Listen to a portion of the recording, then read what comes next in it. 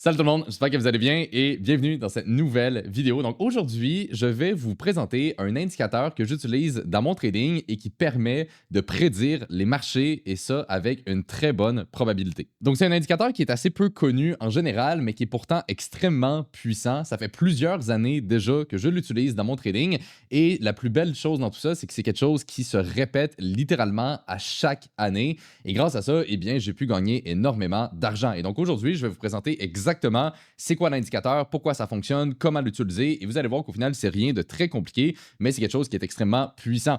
Donc, guys, j'espère que vous êtes excités pour la vidéo d'aujourd'hui. C'est une vidéo avec énormément de valeur. Donc, si c'est le genre de contenu que vous appréciez, mettez un like sur la vidéo. J'apprécierais beaucoup. C'est quelque chose qui va l'aider à la mettre de l'avant. Et assurez-vous également d'être abonné à la chaîne si ce n'est pas déjà fait. Et sans plus tarder, rentrons directement dans le vif du sujet. Donc, aujourd'hui, on va parler de la saisonnalité. Donc, premièrement, eh bien, qu'est-ce que c'est la saisonnalité? C'est tout simplement le fait qu'à certaines périodes de l'année, on a des tendances sur le marché qui ont tendance à se répéter. Donc, on va avoir par exemple de telle date à telle date une plus forte probabilité de voir un mouvement haussier ou un mouvement baissier. Et donc, ça, c'est quelque chose qu'on peut observer sur plusieurs actifs et qui peut donc nous permettre eh bien, d'enrichir notre analyse et de tout simplement augmenter ses probabilités. Donc, je vais déjà vous montrer deux exemples de ça pour vraiment illustrer le point que je vous explique en ce moment. Donc, ici, sur mon écran, on est sur Seasonax, qui est un site pour voir justement la saisonnalité. Et on va commencer avec un exemple sur les indices boursiers. Donc, si on regarde, par exemple, la saisonnalité du S&P 500, et on peut ici choisir l'étendue de temps. Donc, on va y aller, par exemple, sur une période de 25 ans. Eh bien, on va voir ici, donc, ce qu'on appelle la saisonnalité. Fait que si on regarde le graphique, ici, on a tout simplement les dates. Donc, on voit qu'on commence en début d'année et ça va jusqu'à la fin de l'année. Et donc, ça va nous montrer, eh bien, dans une certaine période de l'année, qu'est-ce que le marché a le plus de probabilité de faire. Donc ici, si on regarde cette saisonnalité-là, eh bien, on voit qu'en général, les marchés sont plutôt haussiers en début d'année. On a peut-être une petite correction ici de février à mars. Et par la suite, on a une tendance haussière qui est plutôt soutenue jusqu'à environ le mois d'août. Et par la suite, on a tendance à corriger jusqu'en septembre-octobre. Et par la suite, on remonte pour terminer l'année. Donc ça, c'est la saisonnalité sur 25 ans. On pourrait regarder la même chose sur les 15 dernières années. On pourrait même regarder jusqu'à 97 ans. Donc là, on a vraiment la saisonnalité de façon beaucoup plus globale. Et ici, encore une fois, c'est à peu près le même principe. On voit que la correction de février à mars est un peu moins prononcée. Donc, on a vraiment une tendance haussière qui est assez soutenue. On corrige en général de, on va dire, septembre jusqu'en octobre et par la suite, on commence à remonter. Donc, ça, c'est un exemple de saisonnalité sur les indices boursiers. C'est quelque chose qui fonctionne très bien. Pour vous montrer un autre exemple, juste pour vous donner un petit peu plus d'idées là-dessus, on pourrait regarder par exemple les grains. Donc, les grains, c'est-à-dire le blé, le soya, le maïs, c'est des marchés que j'ai tendance à bien trader. Je vous avais déjà fait une vidéo là-dessus. Et la saisonnalité, c'est également très fort sur ces marchés-là. Donc ici, sur Seasonax toujours, eh bien, j'ai écrit soybean et là, je vais trouver la saisonnalité du soya sur les 35 dernières années. Et ça, c'est l'une des raisons de pourquoi j'aime bien trader les grains, c'est-à-dire que la saisonnalité est très claire et c'est extrêmement bien respecté. Donc, on voit qu'en général, durant l'hiver, on a une tendance haussière et par la suite, on a une correction durant l'été et on commence à remonter. Donc, ça suit un peu la même saisonnalité que les indices boursiers, mais donc c'est quelque chose aussi qui est très bien respecté sur ce type de marché-là. Et donc, la saisonnalité, c'est quelque chose qu'on peut observer sur une grande partie des marchés et qui, en général, en termes de probabilité, ça vient déjà nous donner un petit peu plus de chance de voir un mouvement d'un côté versus de l'autre. Donc, bref, ça, c'était deux exemples de saisonnalité, mais comme je dis, on aurait pu en regarder plusieurs autres. Mon point, c'est juste de vous montrer, eh bien, qu'est-ce que c'est la saisonnalité.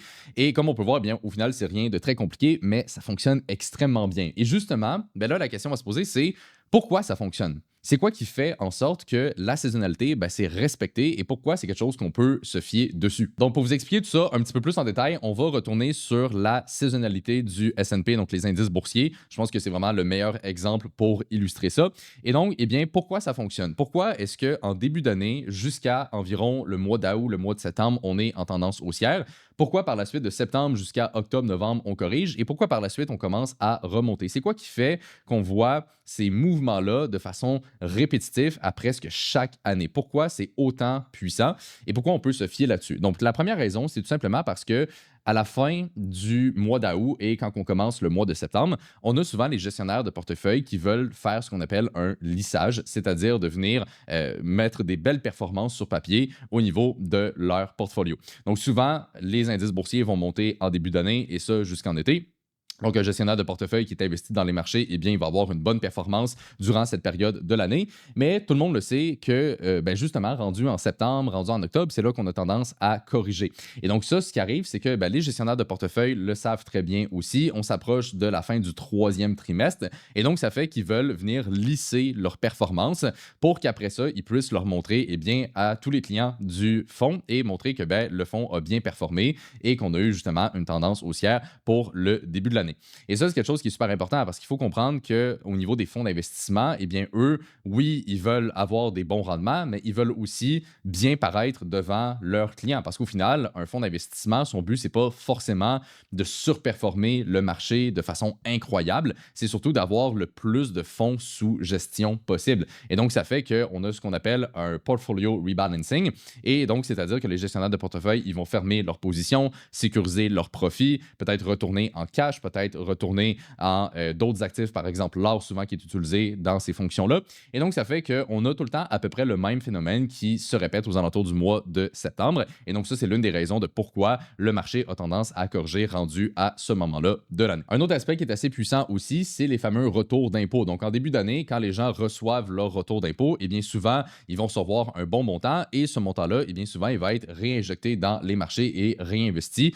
Peut-être que dit comme ça n'a pas l'air énorme, mais si on y pense vraiment, eh bien, si tout le monde vit à peu près la même situation et que tout le monde a une rentrée d'argent, disons, en bonus au même moment, eh bien, évidemment, il y a une certaine poussée par rapport à ça. Et c'est l'une des raisons qui explique aussi le début de l'année qui est souvent en tendance haussière. Et le dernier point qui est extrêmement important à comprendre sur la saisonnalité, et ça vient vraiment, si on veut, englober tous les autres aspects que j'ai mentionnés, ben, c'est tout simplement que tout le monde qui trade et qui investissent, disons, à un niveau professionnel. OK? Fait que tous les traders qui gèrent un gros capital ou tous les fonds d'investissement, eh bien, ils sont très conscients de ce que je vous explique en ce moment, c'est-à-dire la saisonnalité. Ils le savent très bien que la saisonnalité, c'est quelque chose qui fonctionne, c'est quelque chose qui est respecté et c'est quelque chose qu'ils vont considérer dans leurs analyses. Et donc, ici, on a ce qu'on appelle le fameux self-fulfilling prophecy.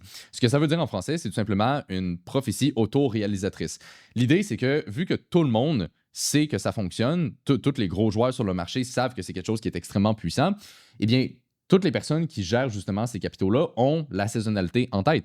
Et donc, ça fait que lorsqu'on arrive proche du mois de septembre, ben, tout le monde commence à se dire, oh, on est rendu vers le mois de septembre, peut-être que les indices vont commencer à corriger. Et donc, ça fait que vu que tout le monde a la même croyance, eh bien, les gens vont agir de la même façon parce que c'est basé sur le même schéma de pensée. Et donc, le simple fait que c'est quelque chose qui est connu au niveau professionnel et qui est utilisé, eh bien, en soi, c'est quelque chose qui fait que donc c'est respecté. Et ça, c'est la même logique pour ce qui est de l'analyse technique, pour ce qui est de l'analyse fondamentale. C'est n'importe quel facteur qu'on va utiliser pour prendre ces décisions de trade, ça fonctionne parce qu'il y a d'autres personnes qui font exactement la même chose. L'analyse technique, donc par exemple qu'on a trouvé un niveau technique important sur le marché, ça fonctionne pas parce que le niveau il est magique, ça fonctionne parce que ben, il y a plein de gens qui vont vouloir rentrer sur ce niveau-là, qui vont vouloir acheter le marché. Et donc, ça fait que si on a une poussée de capitaux sur ce niveau-là, eh bien, c'est pour ça que le niveau y est respecté. Donc, c'est tout simplement une prophétie qui est auto-réalisatrice. Donc, le simple fait que tout le monde y croit, eh bien, c'est aussi une raison qui est valable pour justifier le pourquoi du comment et d'utiliser donc la saisonnalité. Puis là, après, ben, on peut s'amuser, une fois qu'on a compris ça, de regarder la saisonnalité pour n'importe quel type de marché et on peut aussi regarder là, des dates assez spécifiques. Donc, par exemple, si on regarde toujours le S&P 500 et qu'on reste là, sur une très, très longue période de temps, eh bien, ici, ce qui est intéressant, c'est qu'on peut tout simplement choisir une période de date qu'on va isoler pour vraiment avoir une idée un petit peu plus concrète de la saisonnalité. Fait que, par exemple, si je m'intéresse à attendre que la correction de septembre-octobre soit passée et rentrer sur les marchés là, pour terminer l'année, fait que mettons qu'on achète en début novembre. Donc, si on peut tout simplement mettre novembre le 1er et disons jusqu'à la fin de l'année. Puis là, on va avoir justement donc cette période de temps-là qui est isolée. Puis on va avoir justement la saisonnalité qui va apparaître juste ici. Puis comme on peut voir, eh bien, c'est quand même assez parlant. Donc on voit que dans les 97 dernières années, si on avait acheté le S&P début novembre et qu'on l'avait revendu à la fin de l'année, eh bien, on aurait eu un taux de succès déjà de 65 ce qui est déjà très, très bien. Et ici, on peut voir les rendements également qu'on aurait générés avec ça, mais on voit que c'est des très, très, très bons rendements, surtout pour la période de temps. Et donc, ça, ben, c'est super intéressant parce que ça nous permet vraiment d'évaluer de façon purement objective, OK, juste avec des statistiques, eh bien, le rendement qu'on peut aller générer en moyenne sur un actif pendant une certaine période de temps. Évidemment, la saisonnalité, c'est pas magique, ça fonctionne pas à chaque année, OK? C'est pas aussi simple que ça, mais c'est une raison de plus à notre analyse qu'on peut utiliser et qui peut donc nous aider à optimiser les probabilités. Et donc ça, c'est un exercice qu'on peut faire avec littéralement n'importe quel actif, n'importe quelle période de temps, et ça peut nous permettre donc de trouver des situations où ce que pendant X période de temps, eh bien, on a beaucoup plus de probabilité de voir le marché de monter que de baisser. Ici, j'ai également sorti le graphique du S&P 500 et ce que j'ai fait, c'est que j'ai identifié avec les lignes verticales ici des périodes d'un an. Et donc, ça peut être intéressant aussi d'aller voir eh bien, comment la saisonnalité va fonctionner selon les différentes conditions de marché. Donc ici, par exemple, en 2015, on avait eu la saisonnalité qui avait été en général plutôt bien respectée. Encore une fois, je le répète, mais c'est pas magique, ok? C'est juste une façon de venir chercher un petit peu plus de probabilité. Mais donc ici, on voit qu'en 2015, eh bien, on avait en général été en tendance haussière. Bon, c'était pas la tendance haussière la plus incroyable, mais quand même. Et par la suite, on avait corrigé durant le mois d'août, le mois de septembre, et on avait remonté pour terminer l'année. Fait que ça représente à peu près la saisonnalité qu'on a vue. Après ça, 2016, ça se ressemble quand même aussi. On a une belle tendance haussière pour commencer l'année. On voit que, bon, ici, on a corrigé un petit peu avant les mois où ce que normalement ça corrige. On a remonté, mais finalement, on a bel et bien corrigé en septembre, octobre et on a remonté pour terminer l'année. Donc, encore une fois, c'était plutôt bien respecté. Ensuite de ça, 2017, ça a quand même été une année assez forte en bourse, mais on voit que les périodes de correction, ça a quand même été aux alentours du milieu de l'année. Fait que c'est souvent à peu près la même chose, encore une fois, qui se répète là-dessus.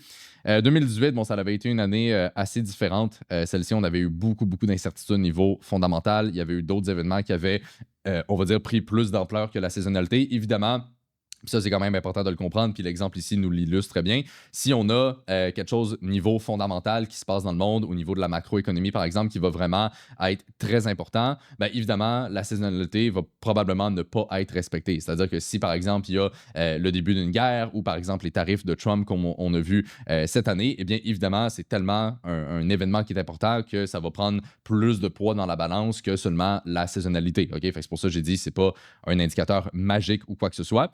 Mais on voit quand même ici que, bon, on avait baissé vraiment fortement en début d'année, on avait remonté, puis finalement, on avait corrigé pour terminer l'année. Fait ici, encore une fois, on voit qu'avec les événements fondamentaux, eh bien, des fois, ça vient contraster un peu la saisonnalité. Fait que c'est pour ça qu'on ne peut pas juste l'utiliser en elle-même. Par la suite, 2019, ça avait été parfait en termes de saisonnalité. Fait que tendance haussière en début d'année, correction au milieu et par la suite continuation. En réalité, c'est presque tout le temps la même chose à ce niveau-là. Ici, 2020, bon, évidemment, la pandémie, fait que ça revient un peu à ce que je viens d'expliquer, mais par la suite, ça avait quand même bien respecté la saisonnalité. On avait remonté, on avait corrigé aux alentours de septembre-octobre et terminé l'année en hausse. Par la suite, 2021, c'était à peu près la même chose, donc belle tendance haussière, correction principale ici et continuation. Ici, on voit en 2022, ça c'était quand même assez intéressant, la saisonnalité n'avait pas vraiment été respectée, ou du moins pas beaucoup, parce qu'on était justement dans une correction. Donc là, on est capable de voir qu'en général, la saisonnalité, c'est surtout respecté si on est dans un marché haussier avec des conditions fondamentales qui sont favorables. Si on est dans un marché qui est plus baissier puis qu'on est en train de faire une correction ou qu'on a quelque chose au niveau fondamental qui crée vraiment un risque pour le marché, eh bien, c'est vraiment là que la saisonnalité est moins respectée. Fait qu'on a un autre exemple de ça ici. Par la suite, 2023, on est reparti en tendance haussière. Donc là, on voit qu'en général, ça a bien été respecté. Donc, tendance haussière juste ici, correction septembre-octobre et continuation par la suite. Et si on regarde 2024, c'était encore une fois à peu près la même chose. Donc, belle tendance haussière, correction juste ici. Bon, là, ça avait commencé un peu en avril, mais sinon, on avait eu la correction ici, septembre-octobre et continuation. Et on voit que pour l'instant, en 2025, eh bien, évidemment, le début de l'année a été marqué par les tarifs de Trump. Donc, ça a un peu brisé la saisonnalité. Mais on voit que depuis les points bas ici, eh bien, on a remonté. Au moment où j'enregistre la vidéo, on est fin à août. Donc, est-ce qu'on va voir une correction en septembre, octobre pour peut-être remonter par la suite? Peut-être que oui, peut-être que non. On verra bien qu'est-ce qui arrive avec le fondamental. Mais voilà, on peut voir que la saisonnalité, en général, c'est très, très bien respecté. Les seuls moments où ça l'est moins, c'est lorsqu'on a une situation fondamentale qui est plus négative ou qu'on est dans une correction. Mais si on est dans un marché haussier et que niveau fondamental, on est dans une situation en général positive, eh bien souvent, c'est vraiment quelque chose qui est bien respecté. Et donc, c'est pour ça que l'exemple ici, je voulais vous le montrer, puis vraiment de décortiquer chaque année parce que ça nous permet de voir que, OK, la saisonnalité, c'est bien, mais c'est pas magique, OK? Fait qu'évidemment, on va pas rien qu'utiliser ça. Si on a une situation fondamentale négative, ben, même si la saisonnalité nous dit que le marché, normalement, monte durant cette période-là, ben, ça veut pas dire que ça va y aller, OK? Et le moment où ce que ça devient vraiment, on va dire, le plus puissant, c'est lorsque tous les astres sont vraiment alignés. C'est-à-dire qu'on a une bonne analyse fondamentale, le setup technique est intéressant et en plus qu'on a la saisonnalité, c'est vraiment là qu'on a énormément de probabilités et donc c'est l'une des confluences que j'utilise le plus, surtout sur, par exemple ici, les indices boursiers. Point quand même important aussi à mentionner, c'est que la saisonnalité va fonctionner beaucoup mieux sur certains marchés que d'autres. Fait comme j'ai dit, sur les indices boursiers, ça a tendance à être respecté. Sur les matières premières aussi. La logique, par exemple, des grains que je vous ai montré, ben, c'est tout simplement que durant l'hiver, eh bien, c'est là qu'on va planter les grains. Et donc, ça fait qu'il y a toujours un certain risque au niveau de la météo. Donc, si par exemple la météo est vraiment défavorable, eh bien, on va peut-être avoir moins de grains en termes de quantité. Et donc, ça fait que les prix ont tendance à augmenter pour se protéger un peu par rapport à ce risque-là. Et par la suite, quand on tombe en été, eh bien là, si la plantation a bien été et que la récolte se passe bien aussi, ben, souvent les prix commencent à rebaisser. Donc, c'est à peu près tout le temps le même cycle qui se répète. Donc, la saisonnalité, ça va vraiment bien fonctionner sur des marchés où il y a une certaine logique derrière la saisonnalité. Donc, les indices boursiers, je vous l'ai expliqué tantôt. Les grains, c'est ce que je viens de mentionner. Mais par exemple, si on pense au marché du Forex, donc au marché des devises, mais là, il n'y a pas vraiment l'aspect de saisonnalité. Est-ce qu'on pourrait quand même trouver un graphique de saisonnalité? La réponse est oui. Mais est-ce que la saisonnalité est vraiment fiable? Ben, probablement pas, parce qu'il n'y a pas vraiment de raison concrète de pourquoi il y a une devise à tel moment de l'année qui va se faire plus acheter. On pourrait trouver des micro-raisons ici et là, mais c'est pas quelque chose personnellement que je vais considérer juste parce que ben, niveau fondamental, niveau logique, c'est juste pas assez concret pour que ce soit quelque chose que je prenne en considération dans mon trading. Donc, il faut faire attention de vraiment avoir une saisonnalité qui est logique et savoir sur quel marché l'utiliser. Mais s'il y a vraiment donc une logique derrière ça, eh bien, c'est là que ça devient vraiment puissant. Puis sinon, ben, une autre erreur à vraiment faire attention, et ça, je vois beaucoup de gens la commettre, c'est tout simplement de ne pas suranalyser chaque partie de la saisonnalité. Donc, par exemple, si on revient sur les indices boursiers puis qu'on regarde la saisonnalité du S&P, on voit que, mettons, je me mets là sur la plus longue échelle de temps possible, on voit qu'on est en tendance haussière durant le début de l'année, on corrige en septembre-octobre et on repart en tendance haussière. Et vous voyez que je reste quand même assez général dans ma lecture de la saisonnalité et c'est 100% volontaire. C'est-à-dire qu'on ne va pas commencer à surlire la saisonnalité et regarder là, chaque petite partie. OK? Fait que, par exemple, ici, on voit que, mettons, OK, en mars, OK, du milieu de mars jusqu'à la fin du mois, on voit qu'en moyenne, on corrige un peu, OK? Mais on voit que le mouvement n'est pas assez prononcé. C'est pas vraiment quelque chose qui est assez convaincant pour qu'on prenne ça en considération. Donc, toutes les petites corrections qu'on peut voir ou toutes les petites périodes de hausse, mettons ici qu'on monte là, de, on va dire, fin juin jusqu'à mi-juillet, toutes ces périodes-là, personnellement, c'est pas quelque chose que je vais considérer parce que c'est pas assez fiable. C'est trop des petits mouvements. Puis, il n'y a rien qui justifie le fait que, ah, OK, de telle semaine en juin jusqu'à telle semaine en juillet, le marché va monter. Ça fait juste aucun sens. Encore une fois, la logique n'est pas vraiment là. Et c'est pour ça qu'il faut faire attention donc à cet aspect-là de la saisonnalité, de ne pas suranalyser chaque partie. Fait qu'on va vraiment regarder ça beaucoup plus de façon cyclique et de façon beaucoup plus générale. Donc, la façon qu'on va interpréter la saisonnalité sur les indices boursiers, ben, c'est tout simplement qu'en début d'année jusqu'en août, septembre, on est haussier. Par la suite, de septembre jusqu'à octobre environ, on corrige. Et par la suite, on monte pour terminer l'année. OK? Fait qu'on va vraiment rester général comme ça. De par mon expérience, ça fait plusieurs années que j'utilise la saisonnalité. C'est vraiment ce qui fonctionne le mieux. Si on commence à tout suranalyser, on devient fou. Puis au final, c'est juste pas quelque chose qui est vraiment fiable ou qu'on doit prendre en considération. Et donc ça, guys, ben, c'est l'une des confluences que j'utilise dans mon trading parmi tant d'autres. Et c'est l'une des raisons aussi de pourquoi j'ai réussi à avoir les résultats que j'ai dans mon trading. C'est-à-dire qu'on va tellement considérer ben, tous les aspects qui sont importants, puis on va surtout attendre que tous les astres, comme j'ai dit, soient alignés. Et c'est là qu'on a vraiment le plus de probabilités possible. C'est pour ça que je ne vais pas prendre énormément de trades dans mon trading, mais quand que je vais prendre une position, eh bien, je vais m'assurer que littéralement, tout va dans ma direction et c'est là que j'ai le plus de probabilités de réussir. Donc, si c'est quelque chose justement que vous aimeriez développer davantage, OK, si vous êtes intéressé au trading depuis un certain temps, puis que vous n'avez pas encore de résultats, vous n'avez pas encore de système concret, je vous invite, guys, à regarder le lien dans la description de cette vidéo-là, ça va vous amener vers une autre vidéo qui est en fait une vidéo explicative où ce que je break down beaucoup plus en détail bien tout le processus qu'on met en place avec les étudiants au sein du programme de coaching pour vous amener tout simplement du point A au point B, c'est-à-dire de zéro jusqu'à temps d'être rentable et surtout d'avoir accès à beaucoup plus de capital. Donc, tout le processus est expliqué dans la vidéo. Vous allez voir, c'est quand même relativement simple. Donc, si c'est quelque chose qui vous intéresse, si vous voulez vraiment passer au prochain niveau dans votre trading et avoir des résultats concrets, allez voir le lien dans la description de la vidéo. Prenez le temps d'écouter cette autre vidéo-là. Et par la suite, si c'est quelque chose qui fait du sens pour vous, vous allez même avoir l'option de planifier un appel avec moi ou un membre de l'équipe pour qu'on puisse voir avec vous si vraiment on peut vous aider. Donc, allez voir le lien, guys, dans la description de la vidéo et prenez le temps d'écouter cette autre vidéo-là. Ça va vous donner toutes les informations que vous avez besoin à savoir là-dessus. Donc, guys, j'espère que vous avez apprécié la vidéo d'aujourd'hui. Si oui, mettez un like. Je vous remercie de l'avoir écouté. Puis là-dessus, on se retrouve dans la prochaine.